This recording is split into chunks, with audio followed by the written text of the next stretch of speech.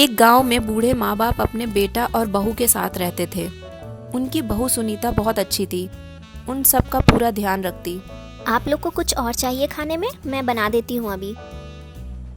सुनीता की सास को ये बिल्कुल अच्छा नहीं लगता कि घर के बाकी लोग सुनीता की तारीफ करें, इसलिए वो सुनीता से बहुत चिढ़ने लगी थी। अरे बेटा, तुमने पहले से ही इतना सब कुछ बना के रखा हुआ है, खाकर मजा आ गया, और कुछ नहीं चाहिए। अच्छा, तो मैं जो बनाती थी तब खाने में अच्छा नहीं लगता था? अरे नहीं नहीं, तुम भी तो बहुत अच्छा बनाती हो। एक दिन सुनीता पूजा कर रही थी, तभी उसकी सास वहां आ गई। अरे सुनीता, इतना घर में काम पड़ा हुआ है, तुम यहाँ पूजा में टाइम खराब कर रही हो। तुम बस घर के लोगों को यही दिखाना चाहती हो ना कि तुम कितनी अच्छी हो। मैं सब अच्छे से समझती हूँ। सुनीता बोली। नहीं माँ जी, ये आप क्या कह रही हैं? मैं अभी घर के सारे काम खत्म कर देती हूँ।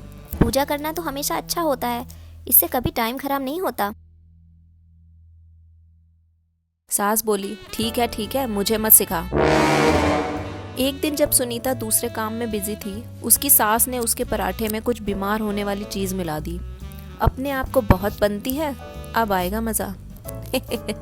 फिर वो वहां से चली गई। जब सुनीता वहां आई तो सोचने लगी, अरे माँ ने खाना खाया ही नहीं है, खुद खाने से पहले उनको ही खाना खिला देती हूँ, बाद में ही मैं खा लूंगी। फिर सुनीता ने अपने पराठे अपनी सास की प्लेट में रख दिए। जब उसकी सास आई तो जल्दी में वो पराठे खा गई। और फिर क्या था, वो पराठे खाकर बेहोश हो गई और चल बसी। मरने के बाद वो एक चुड़ैल बन गई। अब मैं इस सुनीता को नहीं छोड़ूंगी।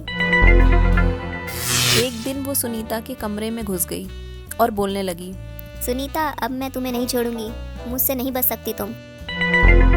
सुनीता डर के बोली, कौन हो तुम? कहाँ से आई हो? वहीं चली जाओ वापस। चुड़ैल बोली, मुझे नहीं पहचाना? मैं पिछले जन्म में तुम्हारी सास थी, अब मरकर चुड़ैल बन गई हूँ। तुम्हें मार कर ही मुझे शांति मिलेगी। सुनीता बोली, नहीं, तुम मेरी माँ जी नहीं हो सकती, वो तो बहुत बुद्धिमान थी। अगर तुम वही हो तो मुझे उस ग्लास के अंदर जाकर दिखाओ, तभी मैं यकीन करूंगी। चुड़ैल बिना सोचे समझे ग्लास में चली गई। सुनीता ने तुरंत ग्लास को ऊपर से बंद कर दिया और समझाने लगी, माँ जी, आपकी ये हालत आपके क्रोध की वजह से हुई है। आपने गुस्से में मेरे खाने में कुछ मिला दिया था, और आखिरी समय में भी गुस्से की वजह से आप चुड़ैल के रूप में आ गई। अब आप अपना गुस्सा छोड़ो, तभी आपको शांति मिल सकती है। चुड़ैल को सुनीता की बातें समझ में आ गई और वो शांत होकर वहां से चली गई।